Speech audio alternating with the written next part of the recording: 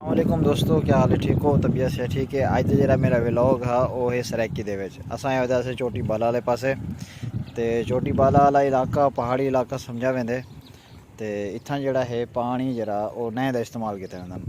जेह्ड़ा बारिश दे विच पहाड़ तो पानी आंदे ते ओह् इत्थां इस्तेमाल करदे न, ज़मीनां काश्त करदे न। इत्थूं ज़मीनां बहुत ही खूबसूरत, बहुत ही अच्छा ज़मीनां हैं, चंगी पैदावार लैंदे न।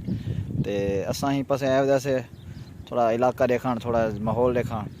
तो चलो मैं आखिर भी अपने दोस्तों को ईद की भी मुबारकबाद थी कि मैं को ईद का व्लॉग बनाने टाइम नहीं मिलिया, व्लॉग बनाना हा। तो मैं चलो दोस्तों को भी चोटी बाला का इलाका दिखा लगी। चोटी बाला बहुत ही अच्छा इलाका है। इतना रोड भी हैं, पानी भी है, सारा कुछ, रकबे भी बेहतरीन हैं। तो अज अस इतनी आए वजह से चोटी बाला वाले पास है।